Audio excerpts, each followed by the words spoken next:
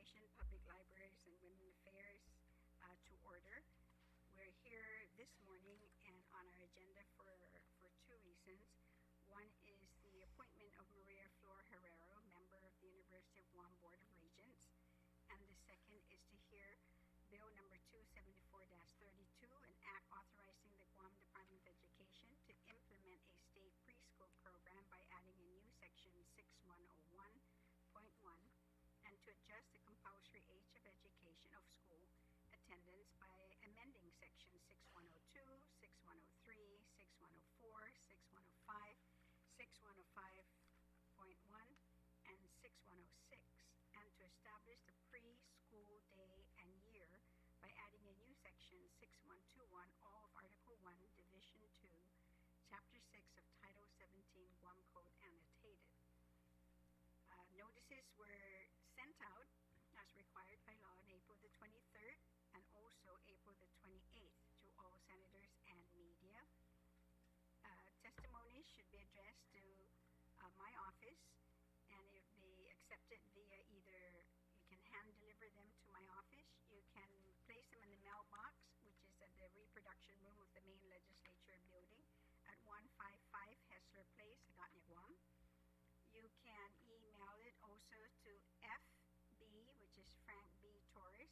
So it's FB Torres at Judy1Pat, Judi, 1pat.com, or through fax at 472-3589. And both items that are on the agenda this morning are also available and can be reviewed at www.guamlegislature.com. So before we start, I'd just like to, and I know I read it in the order in which we had published it, but the appointee is running late, so we're going to go ahead and move on with the bill, since we have you here this morning, and I understand that's true. You need to get back to your business establishments as well, so we want to honor that. But before we do, I'd like to, of course, welcome my colleagues who have joined me this morning. And my vice chair is Senator Yamashita, and to her left is also Senator Tony Ada, and to my right is Senator Agun, Frank Blas Agun Jr. Got it right. So on the sign-up sheet, for those who are interested in testifying, I have 4 chairs up there, so I'm going to do this in 2 groups. Gerald Huffer, if you can please come forward. Jean DiMaano, Tisha Heflin, and Jessica Dayet. Oh, I hope I didn't murder your name. So what I would like to ask you to do when we're ready to proceed is that for you to the mics are in front of you. It's a very powerful mic. So as you can see, this is the distance that I have with the mic. You need to press the button in front of you. The red light comes on. That means it is on. We can't have both mics or even 3 mics on at the same time because we're going to get some feedback. So I ask that when you're done, you would please turn them off. Please state your name and if you are in favor or against the bill. If you have, of course, written testimonies, please provide copies to the committee. Otherwise, we would have to transcribe all of your testimonies. And of course, we always give opportunities to allow for the public to continue to provide testimonies, like I said, via the different avenues in which I've listed earlier. But before that, also, I would always like to give an opportunity to the author of the bill to explain and give a briefing on the bill itself. So, Senator Yamashita. Thank you very much, Madam Speaker, for giving us the opportunity to publicly hear this measure. From the Perry Preschool Project research to the Chicago longitudinal study, where it is established that high-quality early learning leads to higher graduation rates, less welfare assistance, less criminal activity, to mission readiness, where as a result of 75% of our 17 to 24-year-olds in the United States cannot serve in the military because they cannot make needed scores or because they are overweight, military officials recommended greater investment in the earlier years.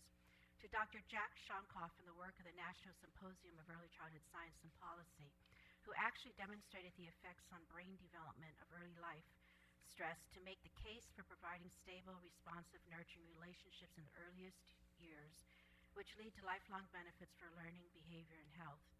To the Board of Directors of the Federal Reserve System that discusses the importance of early education programs as a good investment, with inflation-adjusted annual rates of return on the funds dedicated to these programs that estimates to reach 10% or higher, where studies show that for every dollar invested, there's a return of $8 to $12 in skilled and productive workers in the economy. To the National Conference of State Legislatures, all have stated that investment in early education are smart economic development strategy. Madam Speaker, we all know that on our island, we are challenged with child abuse. Recently, for the last couple of years, we've had at least 4,000 cases of child abuse and neglect reported. We are now up to 270 cases of abuse of our manumco. Every 2 weeks, one of us kills ourselves. It is hard to not know the crime that's happening across our island, from stabbing to rape to invasion of privacy. We go to our high dropout rates, our 11% unemployment rate, and the fact that 44,000 of us receive some sort of public assistance. And we can do so much better, and we know that. Our people are very capable. And a part of that solution to this dilemma really is high-quality early childhood education for all. So early childhood education is about focusing on the child, the social, emotional, the physical, the cognitive development, the construction of learning through the child's work, which is play, developmentally appropriate integrated, hands-on, engaging activities with developmentally appropriate assessment, with family partnerships that develops self-esteem and self-confidence, which are essential to learning, risk-taking, progress, and success. It all goes down to how you feel about yourself and if you have the confidence to keep on moving. And that's what early childhood is about. When this bill was first formally introduced, the conversations were energized across the community. And Madam Speaker, we have been meeting continuously with Early Learning Council. We've had several meetings with the care directors of our licensed centers, of which there are about 40 now. We've had continuous meetings with the leadership at the Guam Department of Education, specifically the curriculum unit. And a very first response was that we were going to put the care centers out of business. And that was the last thing we wanted to do, the very last thing we wanted to do. And so throughout all these conversations, we drilled deeper into the research. How does the nation deal with that? And how the nation does deal with that is they partner with them. They partner with them in that as they are licensed and as they meet particular standards, that they can receive monies to help them teach the child of a compulsory age. And so we have been discussing that. And as this topic is going to continue to be discussed after this, the speaker and I will be meeting again to talk about what would garner support and what would pass. That kind of amendment is going to be proffered, where GDOE will have a year to come up with a plan about what the research-based curriculum would look like, how it would phase it in. They will be given 5 years to phase in compulsory 4-year-old education. But what we would be proposing then is that the Early Learning Council come up with the same type of rules and regulations for our partners in the private sector. What is the criteria? What would the rating scales would be? How would nutrition be addressed? Will we outsource it like we do in other places? The home visits, what would that look like? Then Early Learning Council would have a year again with you to develop those rules and regs. And then we would phase in again through a 5-year period. So really, this measure would call for a year's study and then a 4-year phase-in so that we finally get to 4-year education. And so that, Madam Speaker, is where we're at. And I know that the introduced bill doesn't have the amendments because that's the way the process works. And so what we are talking today is what has been introduced. So I certainly look forward. I appreciate these leaders taking the time out of their very busy day to be with us today. Thank you. Thank you very much, Senator. And to elaborate even further, because you're right, those are the rules. bill that was publicized is the bill in its original form as introduced. However, during the testimonies, when you make reference to the bill and recommendations that you want to proffer, this is the time to do it. Okay? So don't feel that just because we're not addressing a substituted bill based on discussions that has been taking place, that you don't have the opportunity to provide any input. Okay? So, so is Tisha Heflin going to testify? Oh, you're Tisha. I want to make sure. And Jean, Dima now, okay. And Jessica. Jessica. Oh, you said, okay. So I just want to make sure that we don't miss you. So I'm going to move down to the next person then, Stella Gappas. So Stella. Claudette, I have you on the second group. Okay, yes, I'm sorry. So, Stella. Okay, I'm going to go ahead and start then with Mr. Huffer. Good morning, ma'am. Good morning, ladies, ma'am, sir. Good morning. My name is Gerard Huffer. I'm the owner and the director of Adventures in Learning Child Development Center in Joya. Initially, when the bill first came out, like Senator Yamashita said, we were like, oh my gosh, that's going to put us out of business because we're going to lose our preschoolers, you know. We were hit a couple years ago with the minimum wage increase up to $7.25, and we struggled through that. Then we had the standards go through, and we struggled through that. And yes, thank you very much for allowing us that opportunity to have the GRT break. You know, that really helped us, and that kept us in the survivability mode. We had several daycare centers that had to close over those changes and all. And then when this bill came up, we're like, oh no, now we're going to lose our preschoolers. The standards lowered down our infants and our toddler ratios, and if we lose preschoolers, we're not going to be able to stay in business. That was the bottom line on that. So I do understand the need for the education. That's why we're in this business, if early childhood education and development. It's very important for the foundation of the children, you know, the young ones. And we're doing this because of our kids, and to build their foundations and to eliminate all those problems you were talking about, you know, in the future when they grow older, and make them useful citizens of our community. That being said, we're faced again with another possibility of minimum wage coming up and all of that. Bringing in the preschoolers into the Department of Education is going to do harm, you know, put a big burden on the Department of Education. And that's why we requested that we partnership with the government through a voucher system type thing, you know, where we can take maybe, let's say, for example, MU Lujan, where I'm at up in Jotnya, right? The kindergarten class itself, I believe, has 4 or 5 different classrooms for kindergarten. Those numbers being the same, you might have to have 4 or 5 classrooms of preschoolers. For the government to pay for all of that, we already have a facility. I already have several preschoolers in my center, which is just across the street from them. If we can keep those children, and maybe instead of paying Department of Education to educate those kids at the preschoolers at MU Lujan, maybe they can just fund 4 or 3 classrooms and let me take the 1 or 2 classrooms where I can accommodate.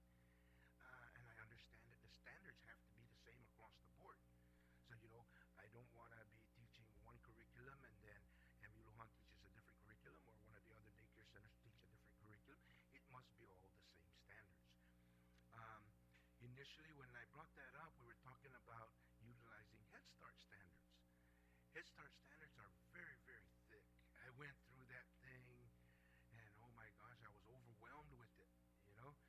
So I looked at it, and we have been putting together, the government has been putting together with a contract through, I believe it's GCC, the QRIS program, with the GEARS system incorporated into the QRIS. QRIS being the quality rating system, quality improvement rating system, and that right there has very high standards already.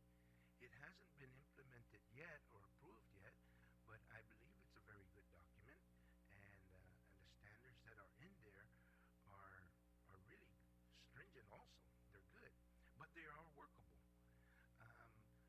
Start standards, I believe, is something that the federal government put together with all these resources that they have and financial resources, and it's a department agency within itself. We as a small business cannot compete with an agency that big with a Head Start standards and have all of their requirements met. It's very hard for us at our level. So I do support the bill. I do support anything dealing with the education of the children and the development, But my conditions are, give us some of the kids. Let me teach some of those children also. Um, Let my center work with it. We have the facility already. We have the equipment. We have teachers. Now, some of the teacher qualifications that are going to be required, they're going to need more education. They're going to have their degrees and all. So we need some time to bring our teachers up to that level, that's required, and assistance in the funding for that. Uh, that area we will need some assistance in.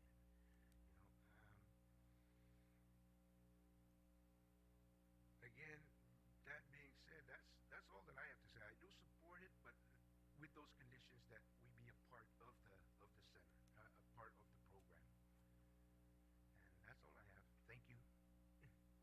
Thank you very much, Mr. Huffer. Ms. Dimano.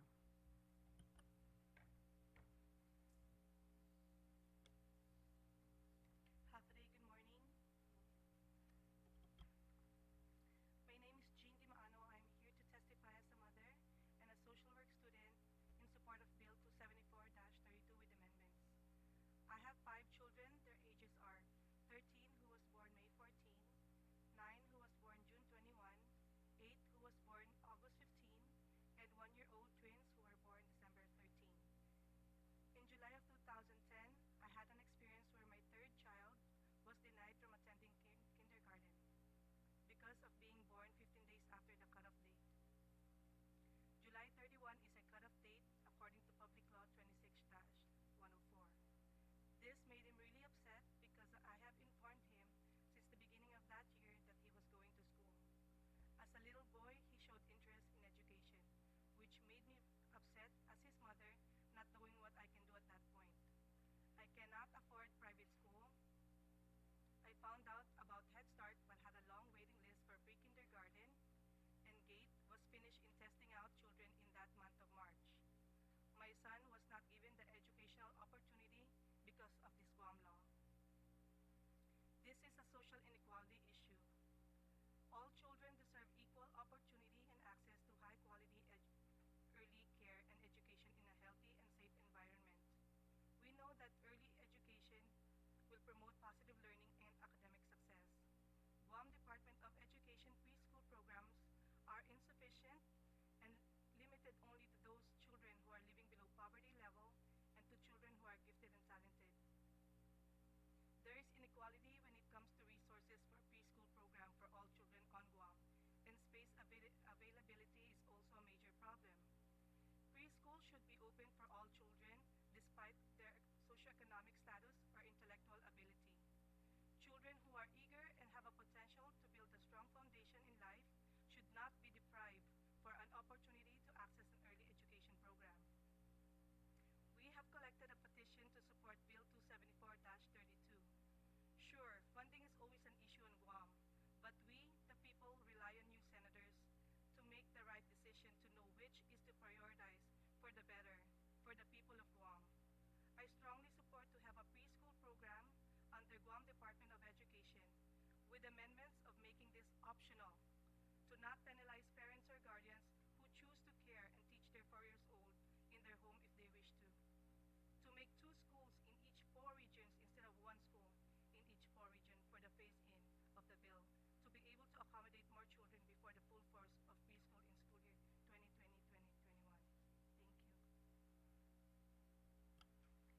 Thank you very much.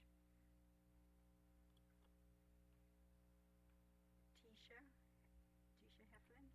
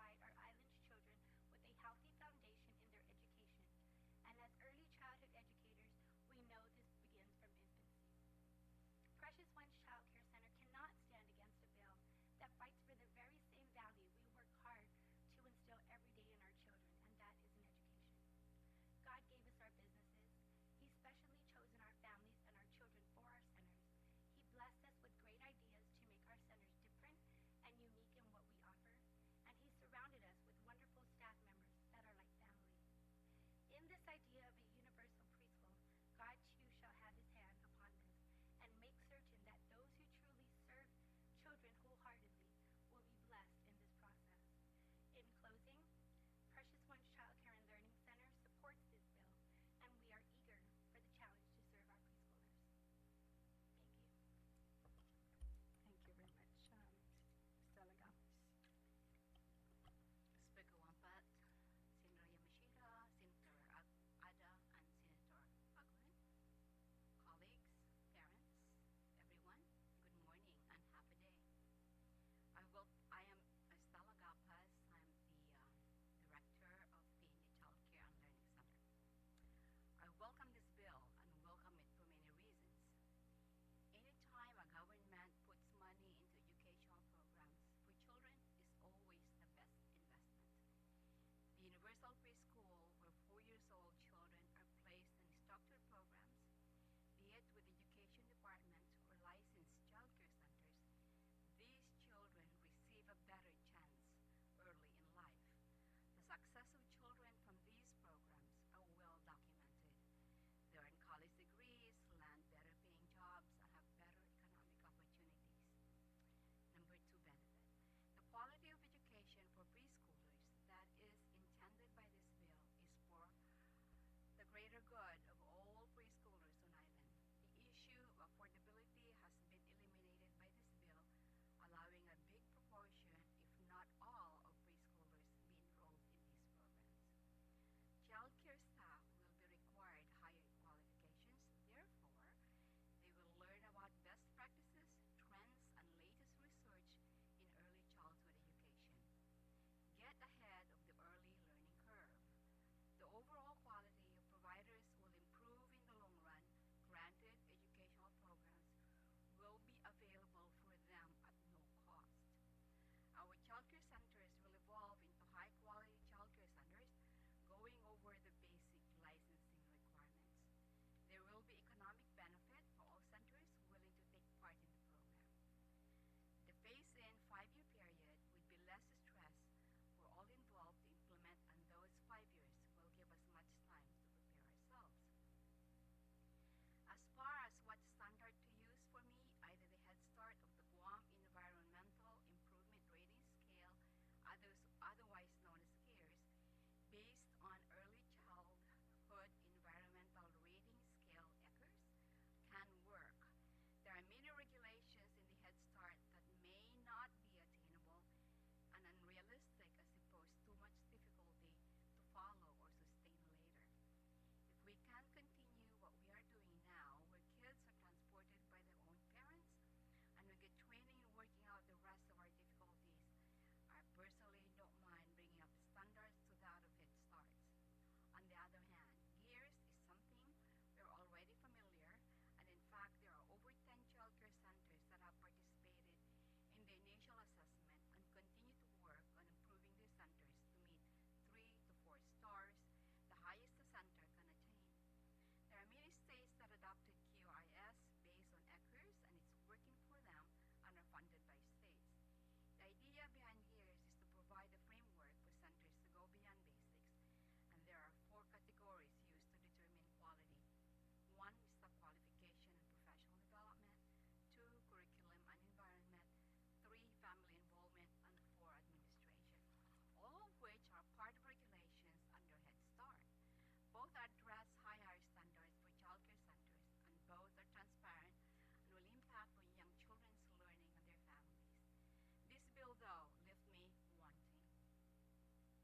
The first of many wants is more consistent, more availability, easier access, and free staff development for all our staff. I have a few recommendations regarding professional development as follows. The university offers fast-track courses on early childhood education focused on exactly that.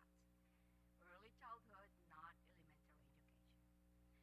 And enroll in these courses should be free for all employees of childcare centers using the money that is currently available to them. Guam Community College continues to offer college credits, but make these courses more available to a bigger number of childcare staff in order for us to be more prepared for our tasks. Block grant supports both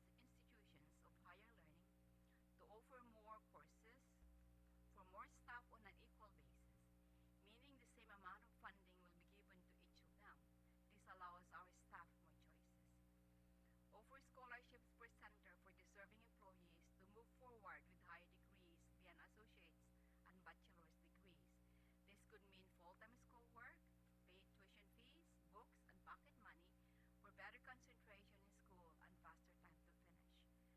Identify qualified instructors who have experience working with young children in daycare settings rather than teaching from textbooks.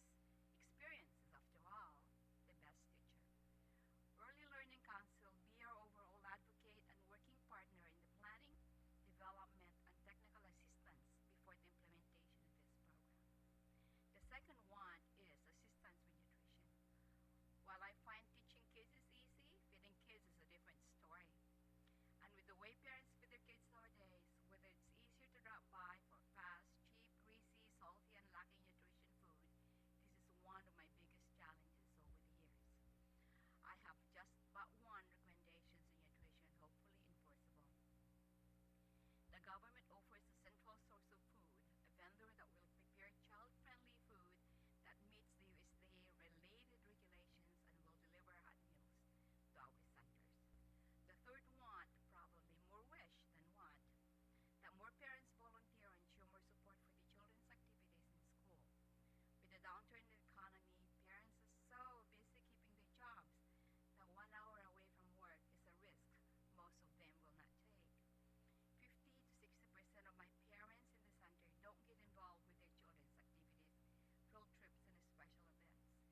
With the universal preschool, parents who don't work would have the time and hopefully fortitude to volunteer in schools or centers where their children are enrolled. To recommend that parent education takes place in the importance of, quote unquote, being there for their children, come what may, is an old adage used in the past and the present and has worked in some instances. Further, I would like to see Head Start, DOE, in collaboration with interested directors, work together in laying out the groundwork and see it to the end until there's one piece of document that can be used by all parties. Thankfully, Head Start is here to be the mentor for all the changes that will need to happen. The revised statements of this bill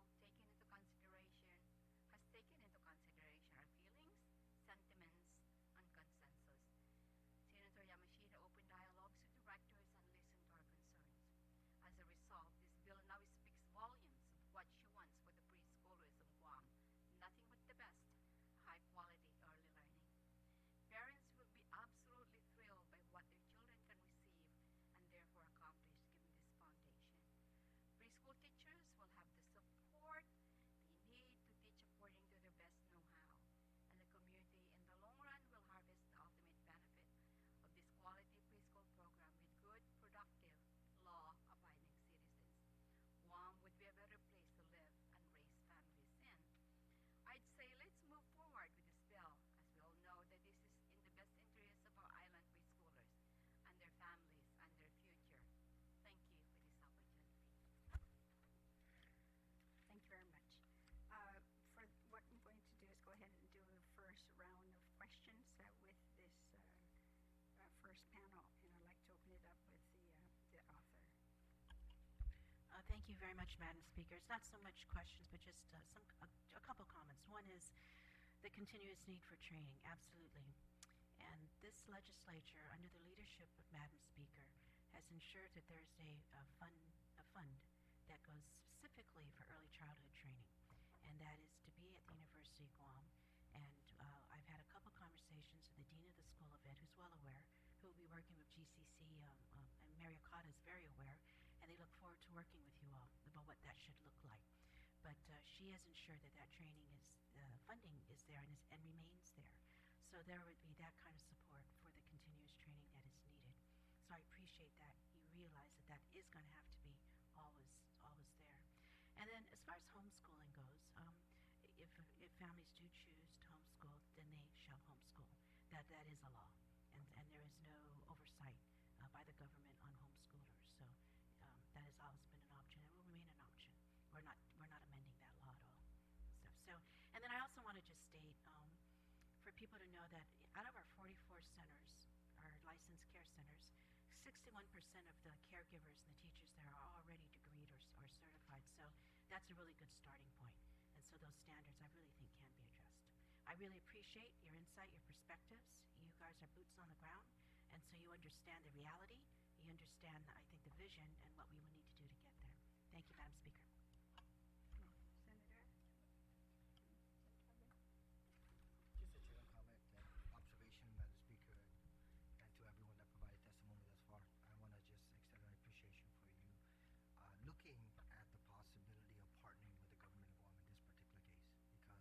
first and foremost, very fortunate that my children all attended child learning development centers, and I saw the direct benefits once they transitioned into the public school system in terms of the discipline, in terms of the maturity, with the level of education that they receive. So obviously, you're all experts in this arena, and there's no need to tout that. But I think we all understand the tremendous benefit that early learning for our children ultimately will benefit them in terms of not only going through the schooling process, but also hopefully during the duration of their life. So I appreciate you leaning forward and as either managers or directors or owners of child development centers looking at partnering with the government, because I think Mr. Hoffa, you mentioned something in regards to recognizing that perhaps the public educational system can take a portion and then partnering with child development learning centers with the certifications and all the requirements being met, that you can assume some of that responsibility. So I certainly appreciate this anticipated or perceived partnership in terms of working this process, because it's only going to benefit our entire island community and our children. So thank you again. Thank you, Madam Speaker. My question is for Ms. Dimano. You mentioned, of course, early on in your testimony about your son not being able to meet the cutoff date, July the 31st. What is your suggestion?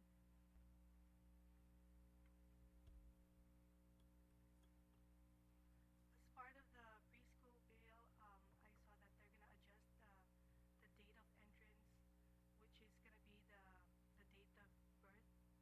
I mean, the beginning, the commencement of the school year. So, well, basically, part of the bill that I also like is that children, not because that cutoff date is, they're gonna base it on the date of birth, but they can be tested also within the beginning of the school year. I believe that's 125 days. Um, I read it somewhere in the bill that they can be tested out if they are able to be qualified for a preschool. So included I have a twins who was born December 13. They can be tested out for preschool. They won't be deprived of a preschool program. I'm going to have the author speak to that matter, then I'll continue. You may perhaps have been looking at odor statute. Once upon a time, that was law. And then, I don't know which legislature it was. It wasn't this and it wasn't the previous, but that's when they moved the cutoff date from December to July. That was Senator Castrobar, 26. And then, unfortunately, what they also did was they removed all the options for your case. We used to, when Madam Speaker and I were at DOE, we used to have an alternative that if you felt your child was ready, then you can go through a battery of assessments and you can have early entrance, is what it was called. And the curriculum office oversaw early entrance. But when the date was changed, all of that was removed. The bill that we have in front of us does not reinstate that, but I think that's what Madam Speaker is asking you. And maybe reinstating something like that in the bill would be really beneficial for children who are born, such as for turning 4 years old on that specific school year. Well, that's definitely something that the committee can consider. But I do know that even with daycare centers, you do have certain age requirements and certain, what should I say? I don't know what the word would be, but you would like some of them to be potty trained and some daycare centers to be, I'm sorry? Okay. You're right, but one of those is definitely that. And at least during the time when I placed my children in school, that was a requirement. Yes, go ahead. Madam Speaker, I believe a lot of our centers take them from infancy. So even with potty training, that's a process that starts in the home, but we help in the center. So I don't know of any center that has. No, we're not talking about a center where No, they we're take talking about the infants. age, yeah. You're right. Yeah, we take all of. You're right. Okay, in your case, you're right. You take everyone, but there are some where it's by an age, and then you have to be potty trained. Stella, you want to respond to that? You're right, Speaker. Once upon a time, there were quite a few centers that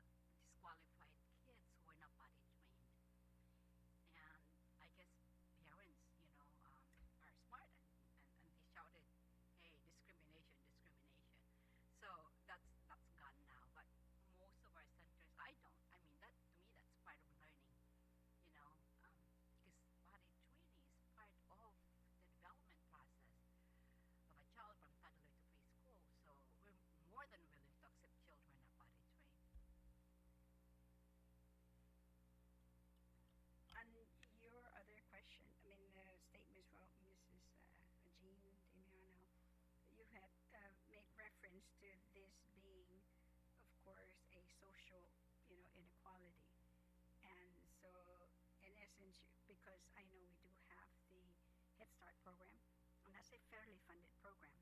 Then we have the GATE program, and that's a federally funded program as well. And the government has not, been able to provide funding for either one of these programs. Now we're talking about a preschool program throughout the Department of Education that we phased in, and that means, of course, at least what the estimate cost for this is like $4 million. And I know it's easy to say prioritize, and we've done that to make sure that the top three, education, public safety, and health, would always remain a priority. But even at that, there's still other services in which the government too needs to be able to operate. So as much as, yes, we'd like to be able to fund all those three with no limitation, there are still going to be some limitations. So that's why the author has been, is aware of that and has been taking, all concerns into consideration, that there be possibly this phase in to then for us to see what it is that we're dealing with, because there's so many other factors to consider besides, like Mr. Huffret mentioned, structure. Infrastructure is the most expensive.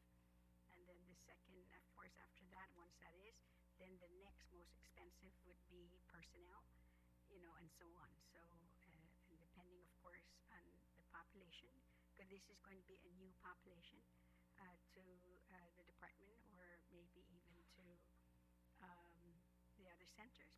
Hopefully, maybe it will not impact the centers, and then that way you can have that, partnership. But even that in itself also needs to be addressed. Whenever we talk about a public-private partnership, that definitely is a big consideration. You talk about voucher system that has not been very popular.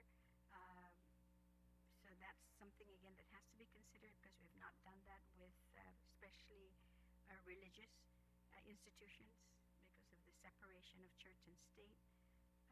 We've started already with a charter system, but that too by law also prohibits any religious charter schools, but still public school children. So all that definitely would be part of our discussion with you, and of course with the senators as well. So we're going to move. I am going to excuse the first panel and go on to the next group. If I may call up Julie Rivera, Joaquin Rivera, Claudette McGee, and Joe Sanchez. No, she said that she's not. She's just submitting a written testimony.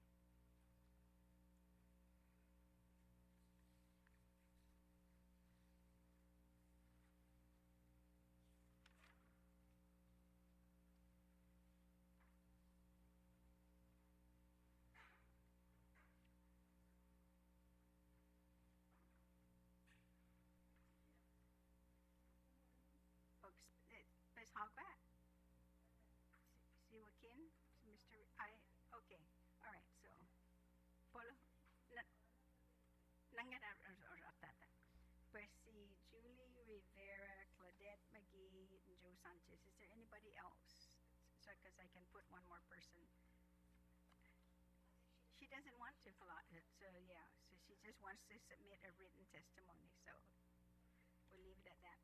Okay, so anyway, we'll go ahead and start in that order, and Mrs. Rivera will go ahead and start with you. And even if you don't have written testimony, it's okay, because what you say anyway is being recorded, and we'll transcribe it. Okay. Wait 1 second, Ratafan dun Spencer. You guys are not going to testify at all? Okay, for Joe. Okay, so that's why you moved there. Okay, understand. Okay, Mrs. Rivera. My name is Julie Rivera. Push it back a little bit. I own a daycare center, Guam School Child Development Center, and I'm the director. I've been open for 17 years. I have a degree in early childhood. I've been a retired teacher. I worked as an administrator at DOE. So I agree with this bill with reservations. You know, I would like to have the standards for the Head Start be minimized. You know, as far as applying it to the private businesses, and the rest of the speakers have mentioned what I think about the bill. But there's one thing I want to ask. I think my voice. On these 4-year-olds, do they have to be potty trained to be accepted at the education? Is that a criteria? No, I'm afraid not. That's why I had asked that question to make sure. But that my understanding then that at least with all the daycare centers, they're saying that it is not a prerequisite. To go into DOE preschool. Yes, Okay, that's all I have to say. Thank you. you're welcome. Miss Claudette McGee.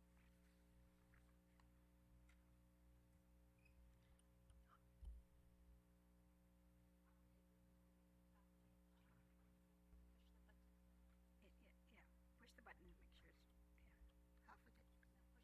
make sure it's red. Push. The Oh, red now light. it's on. Okay, now you're on. Okay. Half a day. Good morning. Is it Honorable button? Speaker. What's It's not on. this one? Oh, two. No, but make sure that that is really Honorable connected. Speaker and the. I don't think so. I'm not. Yeah, it was. It's okay. It's okay. No, doesn't No. sound like it to me either. So turn that one off then. I don't know why though. Hello. Good Yes. morning. Half a day. To the Honorable Speaker and the Honorable Senators, the 32nd Legislators. I am Claudette McGee, and I am a student at the University of Guam, enrolled in social work class entitled Advocacy for Social Justice. And the three of us had planned to speak together, kind of back and forth.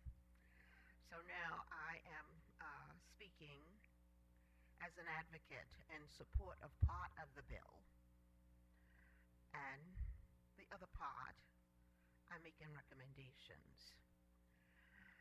The part that I am supporting is providing the opportunity to help parents succeed in nurturing the growing minds and bodies of their children by ensuring that they are enrolled in the preschool program in 2015. However, the part that I am somewhat making a recommendation on, it is looking at the bill, it states that it is 18 students that will be in one class. You have 4 regions in terms of the island, in terms of how the schools would be put together in terms of each of those regions, and the number of students coming from those different villages. And so when I did a little research, I discovered that Dedido and Jigo were Region 8, A as an apple. And from that population of students, it's over 12,000 students. 1,200, not 1,000, 1,200 students that would be eligible to be enrolled. And if it's only going to be one class, it means there's going to be a lot of students that's going to be denied an opportunity. The other village, in B, has seven schools. And the third one has 3 schools, and the last one has 5. So I don't know if you're going to rethink or revisit whether you're looking at the number of students in terms of the region, or whether you're going to make the decision as you have stipulated in the bill. My recommendations in terms of looking at that and providing equity and access to a great number of students, I was recommending that maybe you can revisit reopening the centers that was at UOG where they provided training center, and maybe can open one at GCC. And in terms of the staffing, because one of the problems had been the challenges was budget, transportation, and the location of the school sites. And so my thinking was that if staffing was a problem, then the practicum students, the students that was enrolled in social work and the education classes and counseling classes, could do their practicum, and that would take care of a lot of the cost in terms of paying for the teachers. The high school students that has to do service learning could serve as the aides and do their practicum. That would take care of that portion of the money, the cost. And the last suggestions, I was thinking in terms of hiring a traveling teacher, meaning that the curriculum would be provided to parents to do homeschooling. And the traveling teacher would arrange at least once a week to visit those parents where they would make an appointment to meet at a central location in a central village. And then she could assist in training the parents on the curriculum, what the students were learning that were enrolled in the preschool classes. Those were my thinkings in terms of if you were going to revisit and attempt to give a greater number of students an opportunity to learn. While some educators saying that the universal preschool benefits the new generation of learners, and they prepare us for a greater and a brighter future. Research has shown that children who attend preschool usually has increased their IQ levels up to 40 points higher than those who do not attend when they participate in high quality preschool programs. They are better prepared to work and learn with other students, and they advance much quicker in kindergarten. Thank you for this opportunity. You're welcome. Who else? Oh, okay. And Mr. Sanchez, you're next. Thank you. Good morning, Madam Speaker, Senator Yamashita, and Senator Ed.D. Excuse me, I have a sore throat this morning, so I'm going to sound a little hoarse. My name is Joe Sanchez. I'm the Deputy Superintendent of Curriculum and Instructional Improvement for the Department of Education. I'm also the leader of the Early Childhood Education Planning Committee. We are consisted of Ms. Catherine Schroeder, Director of the Head Start Program. Ms. Eloise Sanchez, School Program Consultant and Early Childhood Specialist for the Division of Curriculum and Instruction. And Ms. Catherine Taidenko, School Program Consultant and Program Coordinator for Guam Early Intervention Systems, Early Childhood Special Education Preschool Program. At this time, I'm unable to speak on behalf of the superintendent or the department who is currently off island. So we have not had a chance to have any substantive discussions with him and on the details of the bill. However, I would like to offer this testimony on behalf of our committee and share with you what we are going to be recommending to him upon his return. We are excited and firmly support Bill 274-32 and recognize that the local government should invest at the early years of a child's growth and development, as opposed to waiting until social issues prevail, such as teenage pregnancies, school dropouts, and family violence later in the years. Based on this, and based on our support and our analysis, we will need to identify at least $9 million cumulative over the next 5 years, beginning with fiscal year 2015. This would include the cost of a $1 million initial implementation for the new initiative. This initial funding, we believe, will support the following components: personnel, collateral equipment, renovation costs to include identification of new facilities potentially, and to ensure that we have sufficient space to serve our additional students. Provide developmentally appropriate supplies and materials, and provide professional development to ensure that we maintain highly qualified teachers for the early childhood program. Currently, the department's preschool programs include the Head Start program, Preschool Gifted and Talented program, and the Preschool Early Childhood Special Education program. The bill, if voted into law, will expand preschool opportunities to other young children, knowing that many of our families would rely on these services in order to prepare their children to succeed in life and become productive citizens in our community. Therefore, the Department of Education committee supports the investment in pre-kindergarten programs. Research has shown that high-quality early childhood education programs lead to long-term positive effects such as increased graduation rates, reduced dropout rates, and increased reading and math proficiency. Further, these programs will have an impact on the social and economic benefits in reducing risk behaviors of young adults.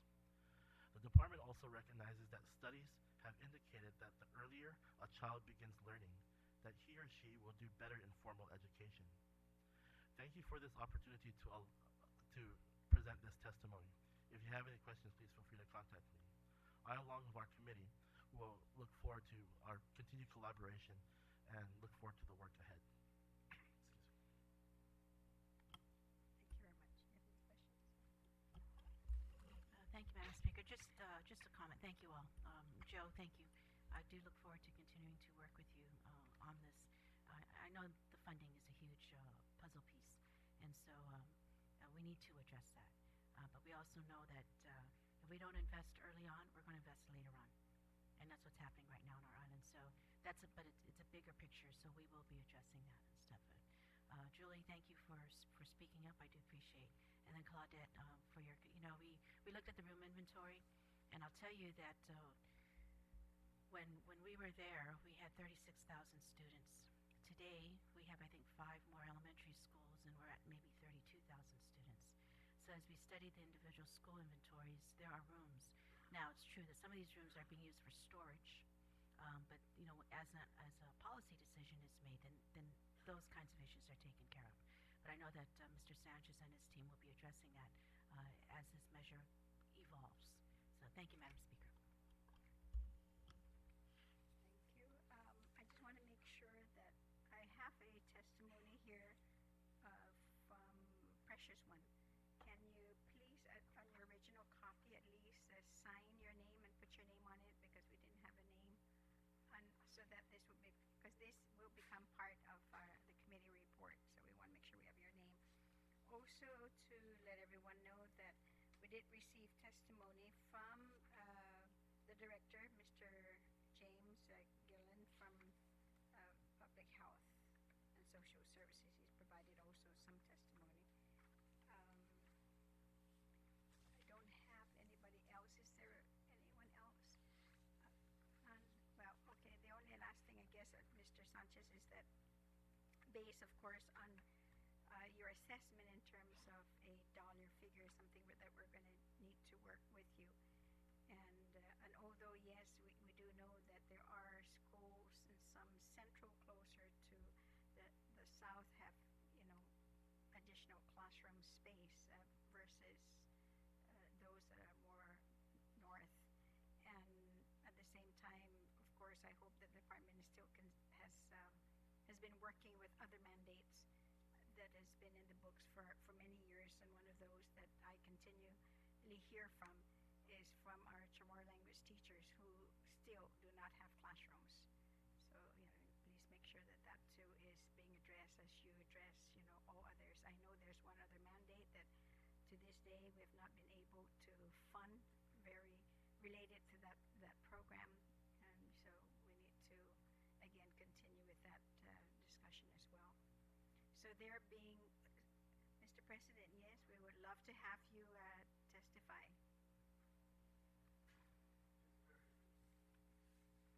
Just please state then your name and your position. Okay. My name is Robert Underwood. I'm president of the University of Guam. Of course, I'm a strong advocate of anything educational, and of course, I support the whole idea of starting school at age 4. I attended a conference last week on university accreditation, and one of the things that we have to consider, one of the things that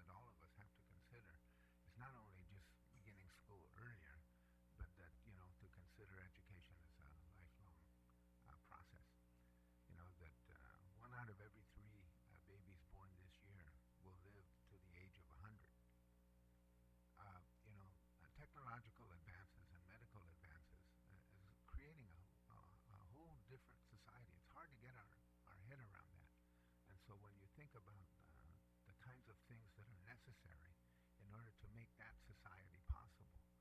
And the relationship to education and the relationship to education and work and society and all those things, those are phenomenal things to consider. So, I very much endorse the idea of the general purpose of the legislation.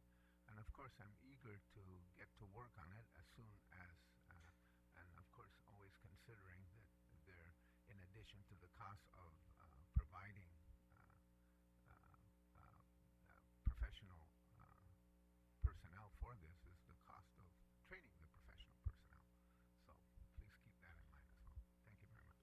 And thank you very much for your testimony as well. We really like to just, the committee would like to acknowledge, of course, and thank all of you who have testified and provided, some input in terms of what we should consider. Those of you who have some written ones, and then would transcribe those who didn't, because you have really very good suggestions for, for the markup for a substituted bill, and we definitely like to continue the dialogue with you, because there are other suggestions that are made. At least I've heard it for the first time, and I like to take it a step further to see, because we're, as I mentioned earlier, is that other than the mandates, other than facilities, other than, of course, training, but now taking it out and considering a public-private partnership with, the centers, so that we don't close your centers. We'd definitely like to be able to partner with you. But then that's the other issue then, is the voucher system and how that would work, or maybe another system that could work. And this is the first I've heard, and I'm glad to hear it for the first time, because we've been talking about it since we were in the school system, is some of these traveling, teachers as well, that we've discontinued for some time, and I think it'd be a great thing to do too. So with that, and if anybody else would like to submit comments, please do so. I know that I gave it earlier, but I'll give it again. You can have it delivered to my office, or drop it off at the reproduction room, our mailboxes. You can email it to fbtorres@judy1pat.com. It's a JUDI, or you can fax it at 472-3589. So, ladies and gentlemen, thank you so much. I'm going to go ahead and dismiss you, and that then fulfills the requirement of hearing Bill number 274-32. Thank you.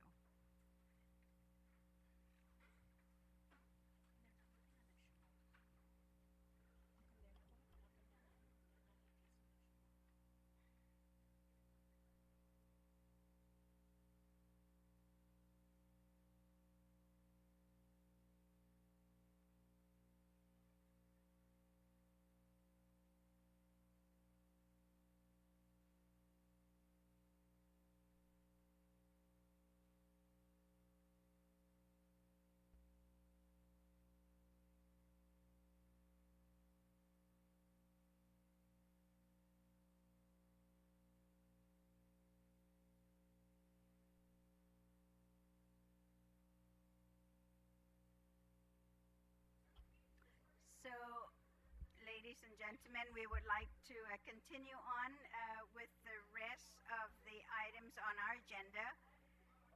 So, if all of the those of you who were here for Bill 274,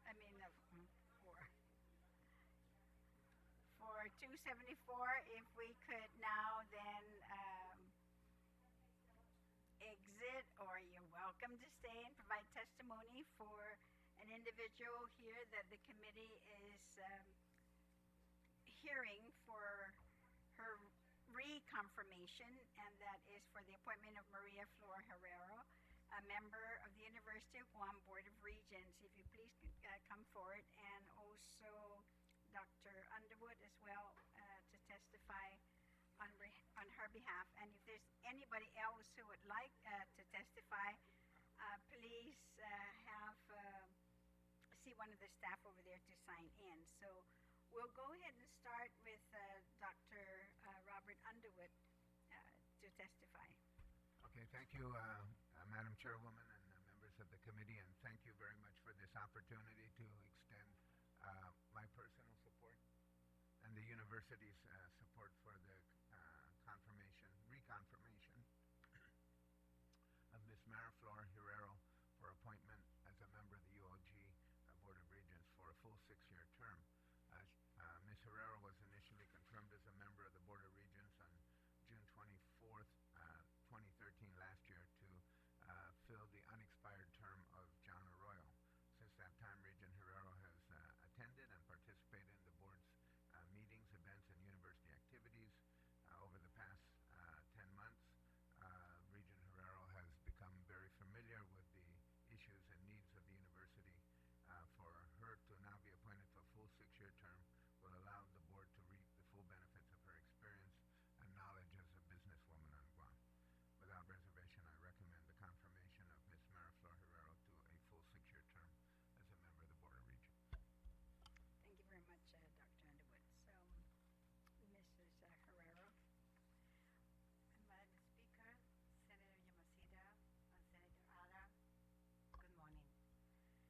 My name is Flor Herrero, and I am here this morning to seek your support again and confirmation regarding my appointment as a University of Guam Board of Regents. It has only been 10 months since I was here in June 24th, and my thoughts and position regarding GOG and the Board of Regents have not changed much, other than these thoughts and position have been reinforced by the fact that now I am more acquainted, I'm more aware of what this position entails and its responsibilities. I am very proud, I'm very honored that you have given me such an opportunity to be a part of such a great organization. I would like to point out that UOG is in very good hands. President Robert Underwood is doing an extremely good job, together with his administrative team.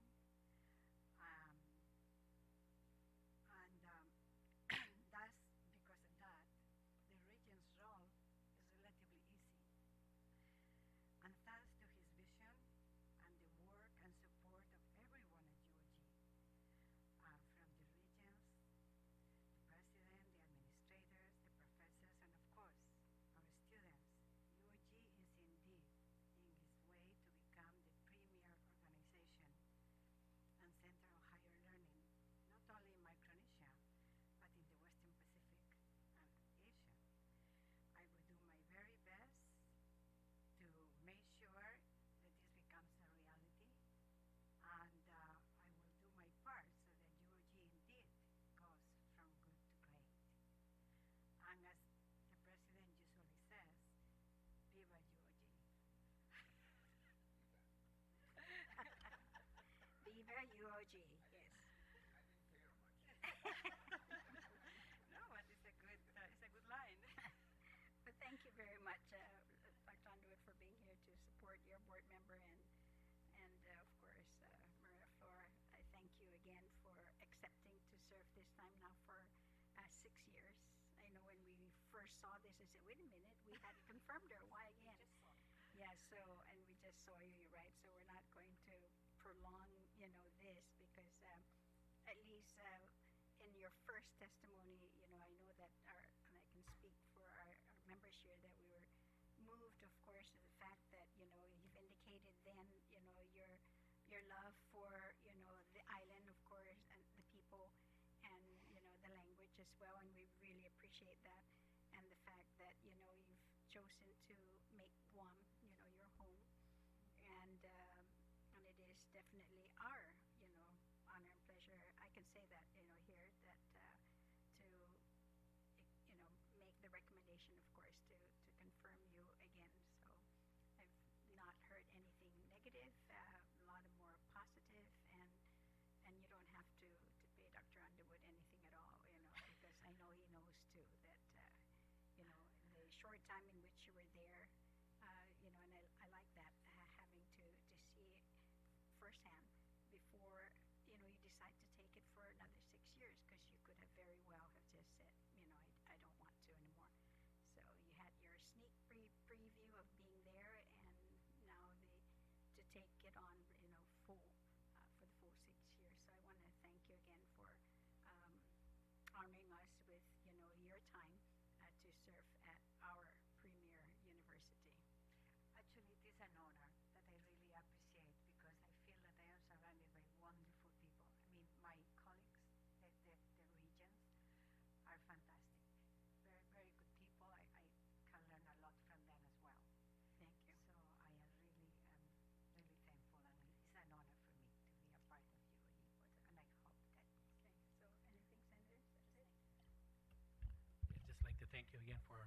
back in 10 months to go through the whole confirmation process. And like Madam Speaker said, at least it gave you a sneak preview of what to expect. But for 6 more years, yeah, I'm glad that you'll be there, and